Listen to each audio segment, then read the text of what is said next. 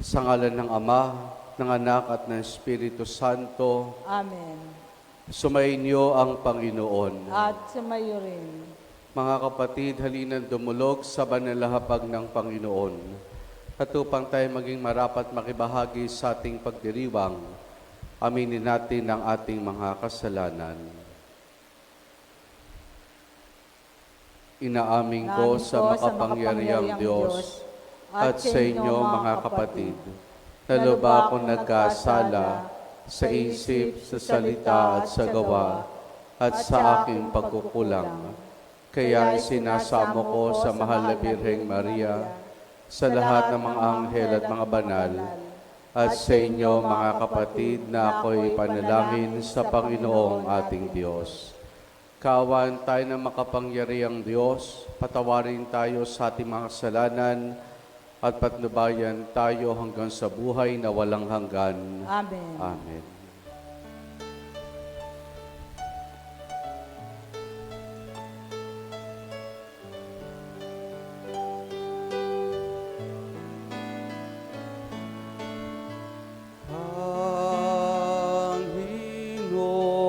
Panginoon, kaawaan mo kami.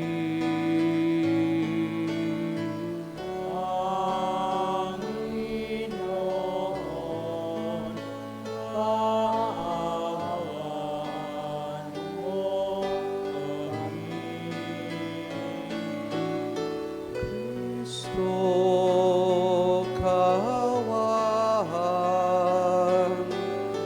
mo kami. Kristo, kaawaan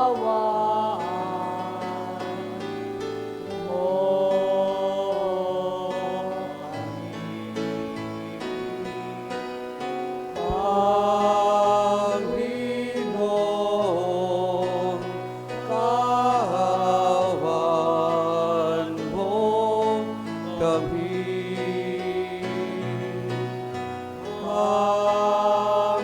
Panginoon, kaawaan mo kami. Manalangin tayo. Ama naming makapangyarihan, sa iyo nagmumula ang tanang kabutihan. Pagbigyan mo ang aming mga kilingan na sa iyong patnubay. Ang iyong mga kiniluludan ay aming mapag-isipan at sa iyong pag-akay.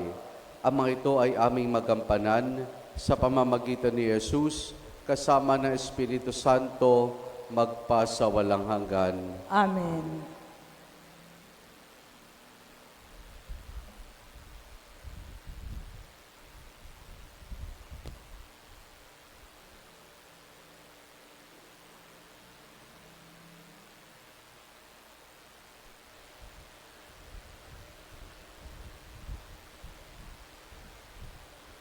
Ang salita ng Diyos mula sa ikalawang sulat ni Apostol San Pablo sa mga taga-Korinto.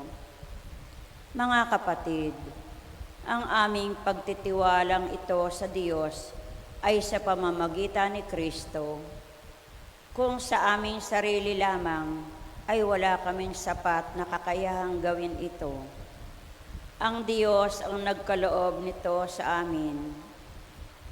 Ang Diyos, niloob niyang kami maging lingkod ng bagong tipan.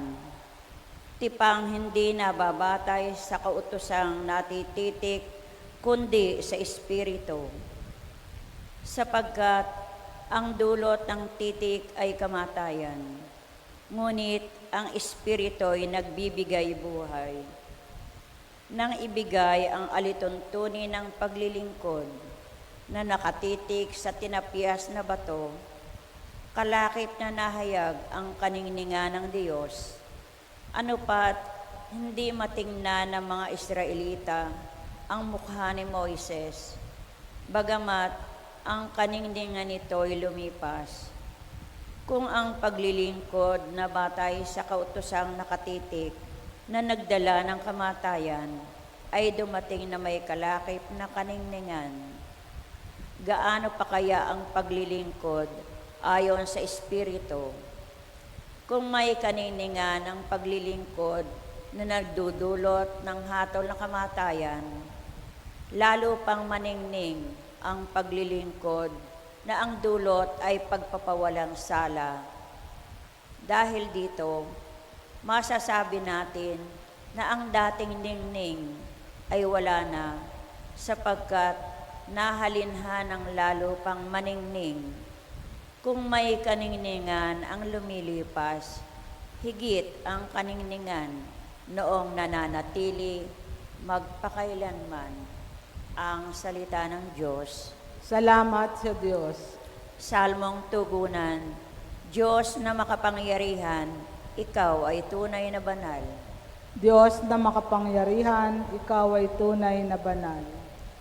Ang puo na ating Diyos ay lubos na papurihan. Sa harap ng trono niya'y sambahin ang ngalang banal. Diyos na makapangyarihan, ika'y tunay na banal. Si Moises at Aaron, sa mga saserdote niya, at si Samuel na may lingkod na sa kanya ay sumamba. Nang ang pooy dalanginan, dininig naman sila. Diyos na makapangyarihan, ikaw ay tunay na banal. Ang poon ay nagsalita sa gitna ng mga ulap. Sila naman ay nakinig, utos niya ay tinupad. Diyos na makapangyarihan, ikaw ay tunay na banal. O poon na aming Diyos, sinagot mo sila agad, at ikaw ay nakilalang Diyos na mapagpatawad. Ngunit pinagdurusa mo kung ang gaway hindi tumpak. Diyos na makapangyarihan, ikaw ay tunay na banal. Ang Diyos nating Panginoon, dapat nating papurihan. Sa banal na bundok niya, sambahin ang kanyang ngalan. Siya ay ating Panginoon, siya ay ating Diyos na banal. Diyos na makapangyarihan, ika'y tunay na banal.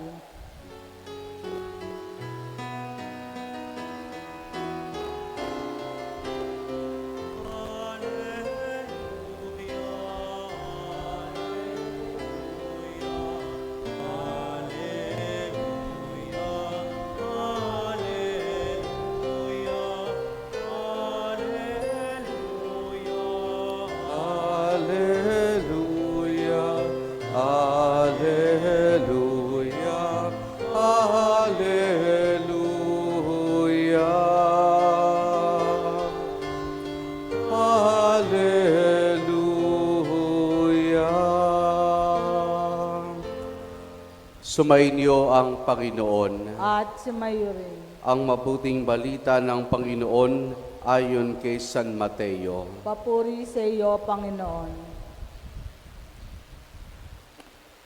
Noong panahong iyon, sinabi ni Jesus sa kanyang mga alagad, "Huwag ninyong akalaing naparito ko upang pawalang bisa ang kautusan at ang aral ng mga propeta. Naparito ako hindi upang pawalang bisa, kundi para ipaliwanag at ganapin ang mga iyon. Tandaan ninyo ito, magwawakas ang langit at ang lupa, ngunit ang kalitlitang bahagi ng kautusan ay di mawawalan ng bisa hanggat hindi nagaganap ang lahat. Kaya sino mang magpawalang halaga sa kalitlitang bahagi nito at magturo ng gayon sa mga tao, ay ibibilan na pinakamababa sa kaharian ng Diyos. Ngunit ang gumaganap ng kautusan at nagtuturo na ito pa rin iyon ay ibibilang na dakila sa kaharian ng Diyos." Ang mabuting balita ng Panginoon. Pinupuri ka namin, Panginoong Jesucristo. Si Jesus ay naparito hindi upang pawalang bisa ang kautusan, bagkus upang ganapin at ipaliwanag ito. Mga kapatid, sa lipunan ng mga Hudyo, ito tinutukoy na kautusan ni Jesus ay binubuo ng tatlong mahalagang bagay. Una na dito, yung natawag nating moral precepts o yung moral laws. Ito tumutukoy doon sa 10 utos ng Diyos na ipinagkatiwala ng Diyos sa mga Israelita. Yung pangalawa ay mga precepts o batas sa mga gawaing liturhikal. Kumbaga ito yung pamamaraan para ihanda ang mga Hudyo sa mga gagawaing liturgies sa loob ng Templo ng Jerusalem. At yung pangatlo ay yung legal precepts. Ito yung mga pang-araw-araw na batas na ipinatutupad ng mga Hudyo sa mga tao. Ngayon, ang nais lamang ipaiwatig dito ng Panginoon ay makita ng mga tao ano ba ang dahilan ng mga batas. Para ba saan ang mga batas? Kasi maaring ang mga Hudyo noon, sunod lamang ng sunod kung anong nasa saad sa batas, pero hindi nila ito lubusang naunawaan. Kasi nga, ang mahalaga lang ay, sige, sumunod. Kaya, sa pagsunod nila, maaring yung pagsunod nila ay humantong pa sa kapahamakan nila. Kaya si Jesus na parito upang ipaliwanag ito at bigyang ganap. Siguro isang magandang halimbawa po dito ay yung batas ng araw ng pamamahinga. Kung matatandaan ninyo, madalas ang mga Jesus at ang mga Hudyo ay madalas nagkakabangga pagka-araw ng pamamahinga. Kasi nga, sa araw ng pamamahinga, napakaraming batas na ipinatutupad. Mga batas na, sabi nga ay, parang wala na sa konteksto. Halimbawa nito ay nung sumagip ng buhay si Jesus, pero sa batas ng mga Hudyo, yun ay isang gawain at yun ay ipinagbabawal.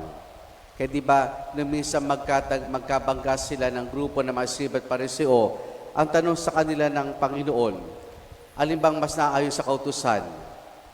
Ang magbigay buhay o ang pumatay?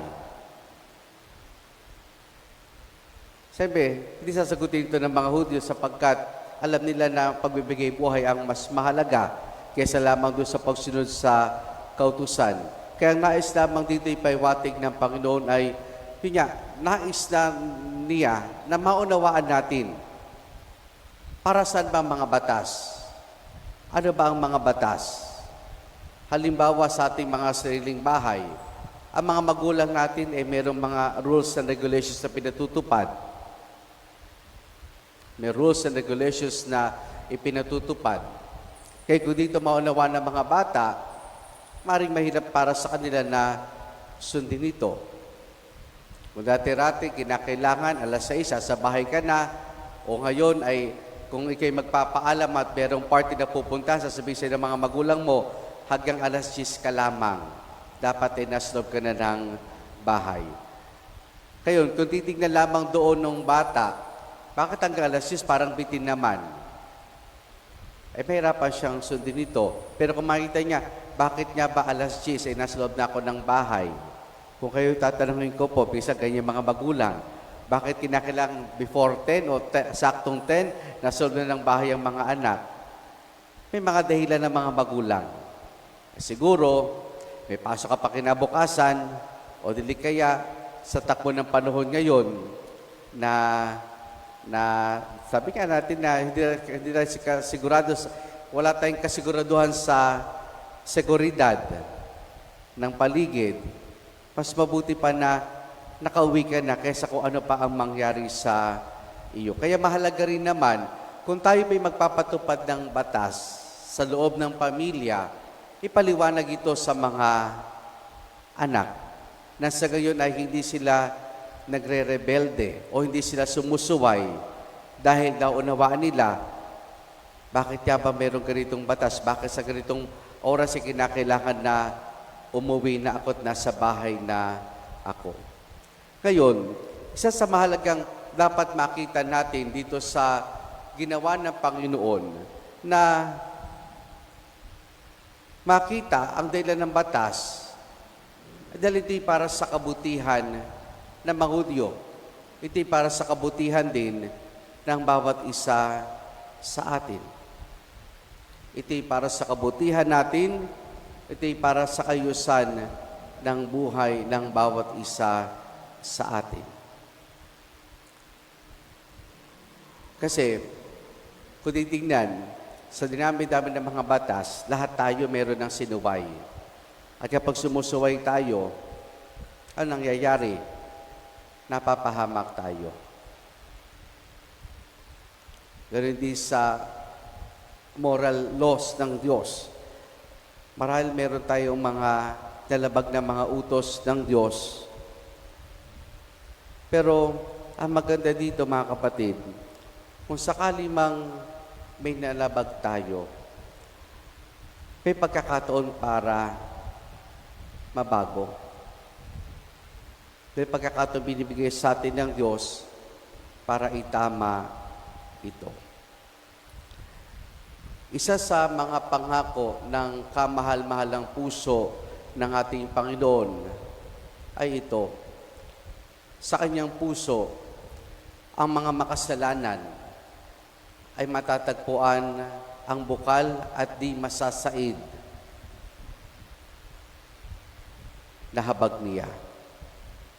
Sa puso ni Jesus, ang mga makasalanan ay matatagpuan ang bukal at di masasaid na habag at awa ng Diyos.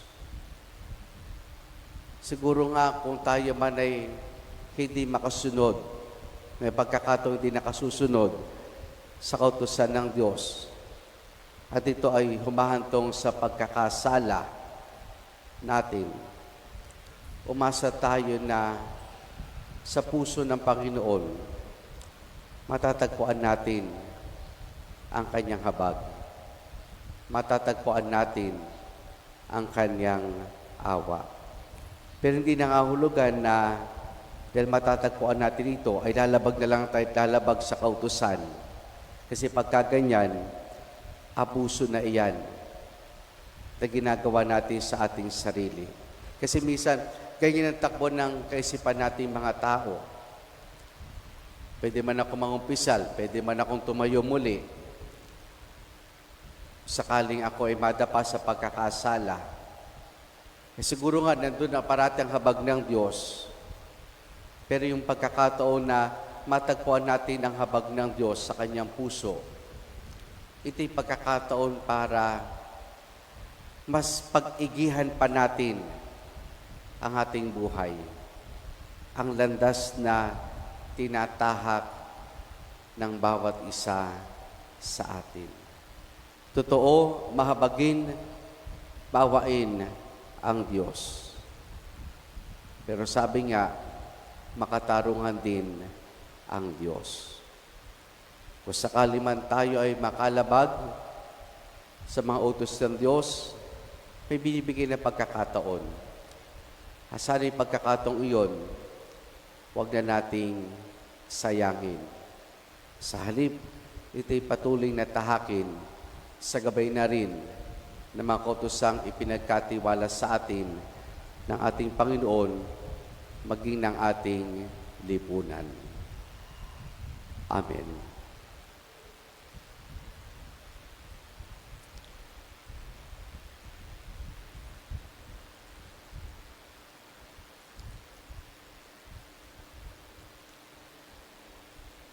Ipinapangako ng Diyos ang kaligayahan sa mga sumusunod sa Kanyang mga batas at sa mga naghahangad sa Kanya ng buong puso.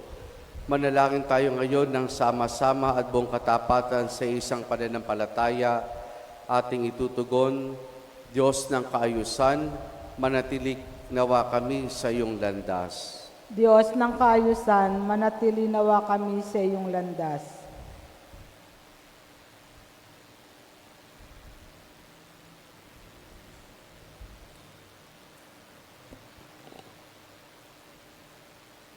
Ang Santo Papa at mga obispo sa pamamagitan ng kanilang pagtuturo at pamumuhay naway humikayat sa kawa na sumunod sa pamamagitan ng pag-ibig ni Kristo. Manalangin tayo sa Panginoon. Diyos ng kaayusan, manatili nawa kami sa iyong landas. ang mga pamilya ng mga bansa naway higit na magsumikap at maging masigasig upang makamit ang kapayapaan at matatag na mapanatili ito. Manalangin tayo sa Panginoon. Diyos ng kaayusan, manatili nawa kami sa iyong landas. Ang mga mag-asawa naway makadama ng alab ng pag-ibig ng Diyos sa kanilang pagsasamahan. Manalangin tayo sa Panginoon. Diyos ng kaayusan, manatili nawa kami sa iyong landas. Ang mga may sakit at mga matatanda, naway lumakas ang kalooban sa pamamagitan ng mga salitang nakaaaliw at may katiyakan mula sa mga kumakalinga sa kanila. Manalangin tayo sa Panginoon. Diyos ng kaayusan, manatili nawa kami sa iyong landas.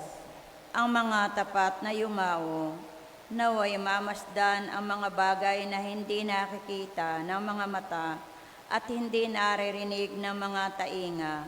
Manalangin tayo sa Panginoon. Diyos ng kaayusan, manatili nawa kami sa iyong landas.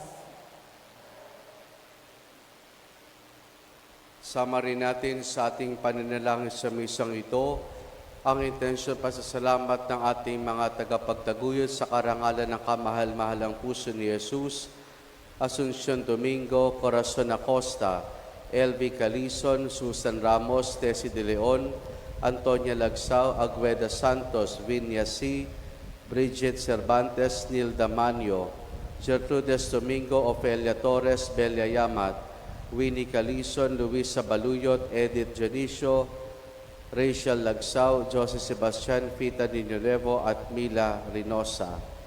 Gayon din ang pasasalamat na Josephine Bardos, Joel Bardos at Ricardo Gutierrez para sa natatayang kahilingan ni Josefina Bardos at Brian Antonio, para kay Olive Calbonilla nagdiriwan ng kanyang kaarawan, para kina Ginood Ginang Eddie at Irene Cruz na nagdiriwang ng kanilang pagulita ng pag-isang dibdib.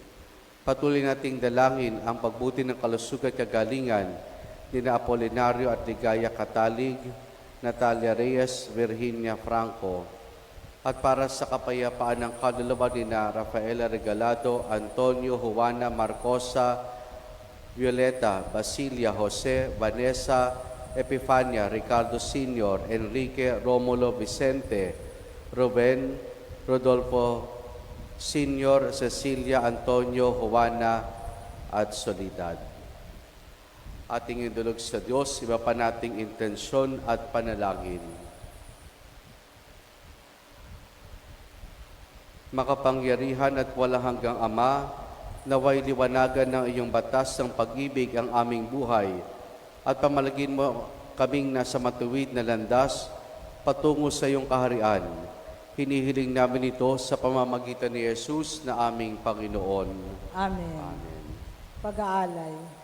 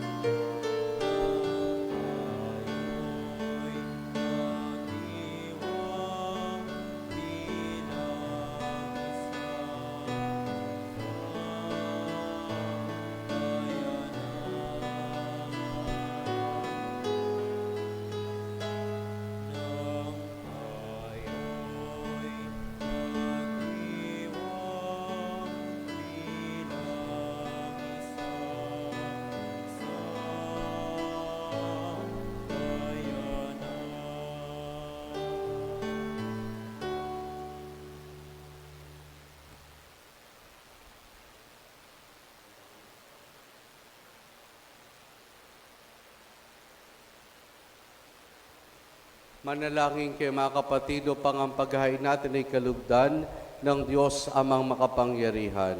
Tanggapin nawa ng Panginoon itong paghain sa iyong mga kamay. Sa kapurihan niya at karangalan sa ating kapakinabangan at sa buong sambayanan niyang banal. Ama naming lumikha, tunghayan mo at kalugdan ng paglilingkod na aming ginagampanan upang aming inihahain ay iyong marapatin at ang aming pag-ibig ay iyong pag-alabin sa pamamagitan ni Jesus kasama ng Espiritu Santo magpa sa walang hanggan. Amen.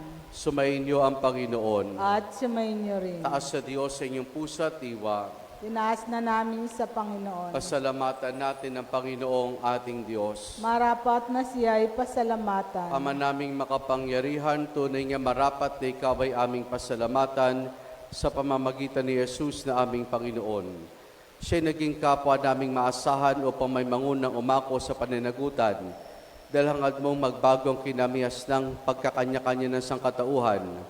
Bunga ng pagtitiis siya'y nanaig at nakamatay na kanyang nalupig. Kaya siyang aming daan para aming masapit ang iyong tapat at maasahang pag-ibig. Kaya kaisa ng mga anghel, nagsisiawit ng papuri sa nang walang humpay sa kalangitan, kami nagbubunyi sa iyong kadakilaan.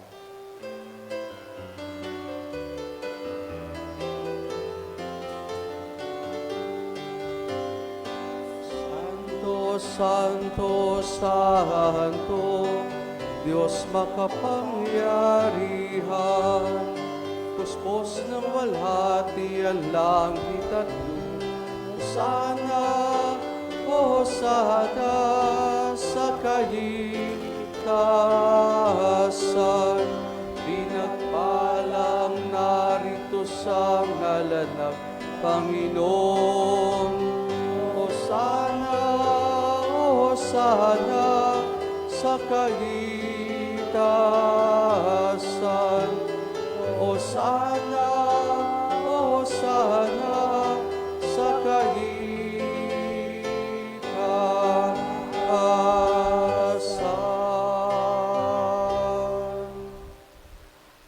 Ama naming banal, ikaw ang bukal ng tanang kabanalan. Kaya't sa pamamagitan ng Espiritu, gawin mong banal ang mga kaloob na ito upang para sa amin, maging katawan at dugo ng aming Panginoong Hesukristo. Bago niya pinagtiis ang kusang loob na maging handog, hinawakan niya ang tinapay, pinasalamatan kaniya, pinaghati-hati na yon.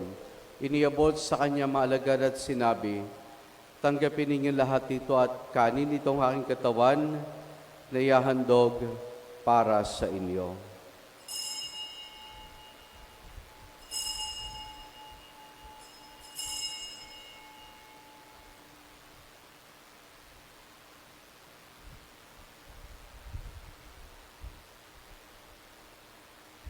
Gayun din naman nung matapos ang hapunan, hinawakan niya ang kalis. Muli kanyang pinasalamatan. Iniabot niya ang kalis sa kanya maalagad at sinabi, tanggapin ninyo lahat ito at inumin itong kalis ng aking dugo ng bago't wala hanggang tipan. Ang aking dugo na ibubuhos para sa inyo at para sa lahat sa kapagpapatawad ng mga kasalanan. Gawin ninyo ito sa pag-alaala sa akin.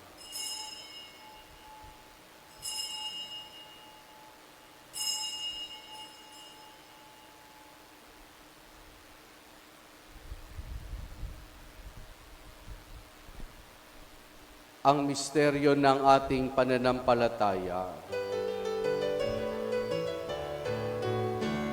Si Kristo ay bumitahin, sarili ay inihain, bilang pagkain inumin, pinagsasaluhan natin, hanggang sa siya'y dumating, hanggang sa siya'y dumating.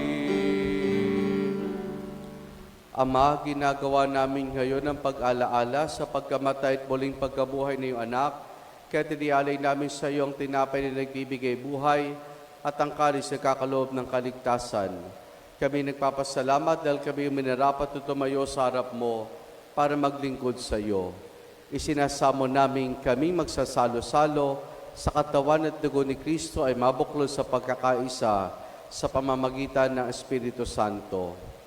Ama, lingapin mo ang simbahan laganap sa buong daigdig. Puspusin mo kami sa pag-ibig kay San Francisco naming Papa at Denis aming Obispo at ng Tanang Kaparian. Alalahanin mo rin ang mga kapatid naming nahimlay na may pag-asang sila'y muling mabubuhay, gayon din na lahat ng mga pumanaw at mga kaluluwa sa purgatorio. Kaawan mo sila at patuloyin sa iyong kaliwanagan. Kaawaan mo at pagindapati kaming lahat na makasalo sa iyong buhay na walang wakas. Kaysa ng mahal na Birheng Maria na Ina ng Diyos, ang kanyang kabiyak ng puso, si San Jose, kaysa ng mga apostol at ng lahat ng mga banal, kasama si San Juan Bautista, na namuhay dito sa daigdig ng kalugod-lugod sa iyo, may pagdiwang nawa namin ang pagpupuri sa kararangal mo sa pamamagitan ng iyong anak na aming Panginoong Heso Kristo. Sa pamamagitan ni Kristo, kasama niya at sa Kanya, ang lahat ng parangal papuri sa iyo, Diyos Amang makapangyarihan, kasama ng Espiritu Santo, magpa sa walang hanggan.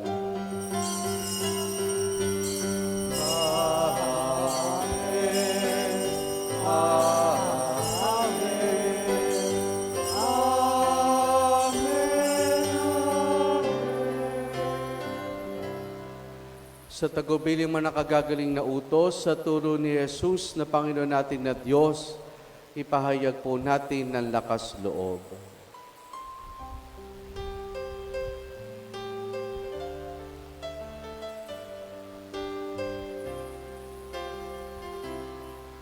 Ama namin, sumasalangit ka, sambahin ang ngalan mo, mapasamin ang kaharian mo, sundin ang loob mo dito sa lupa para nang sa langit. Bigyan mo kami ngayon ng aming kakanin sa araw-araw at patawarin mo kami sa aming mga sala para ng pagpapatawad namin sa nagkakasala sa amin, at huwag mo kaming ipahintulot sa tukso, at iadya mo kami sa lahat ng masama.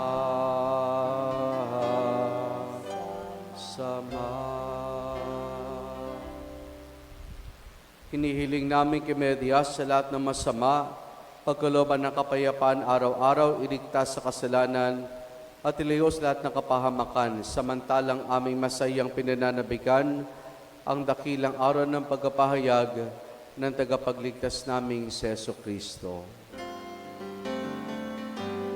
Sapagkat iyo ang kaharian at ang kapangyarihan at ang kapurihan magpakailanman. Amen.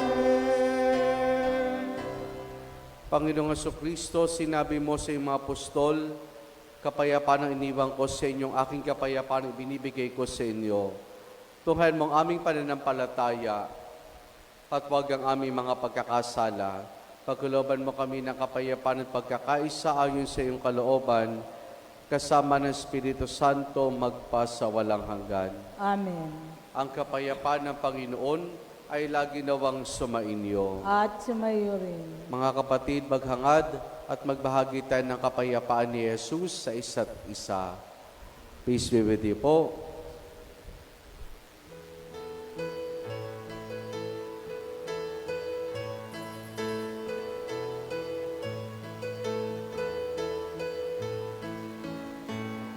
Kordero ng Diyos na Alis ng mga kasalan ng sanlibutan.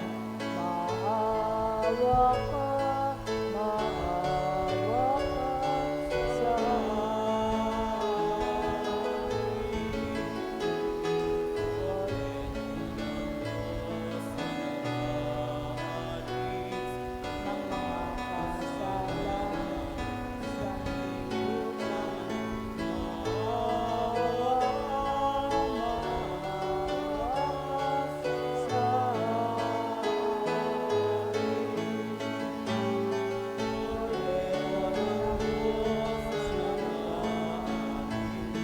ng mga kasalan sa pagkaloob mo saan ng kapayapaan.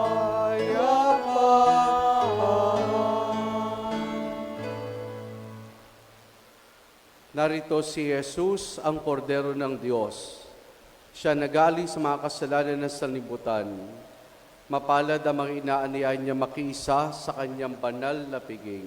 Panginoon, hindi ako karapat-dapat na magpatuloy sa iyo, ngunit sa isang salita mo lamang ay gagaling na ako.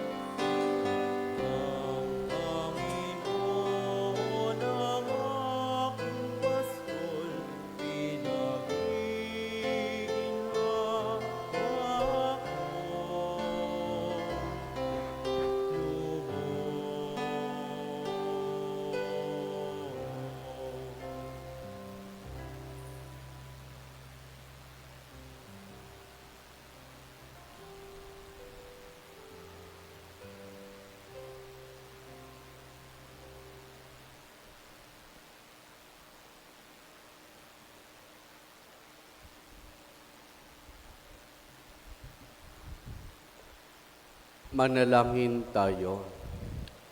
Ama naming mapagmahal, ang pagganap sa iyong pag-ibigay kagalingan ay pumawi nawa sa aming mga nagawang pagsuway at magdulot nawa ng iyong mga kinilulugdan sa pamamagitan ni Jesus kasama ng Espiritu Santo magpasawalang hanggan. Amen.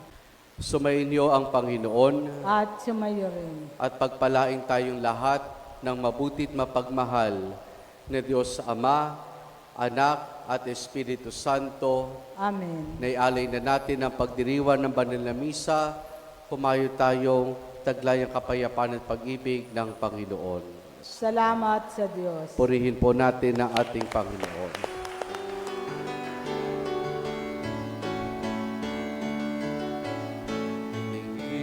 Hinihilig ng bayang malaya, awit ng papuhit pasasalamat, ang Panginoon ng ating paglaya, muling nagpatunay ng pag-ibig niya. Magandang umaga po sa ating lahat.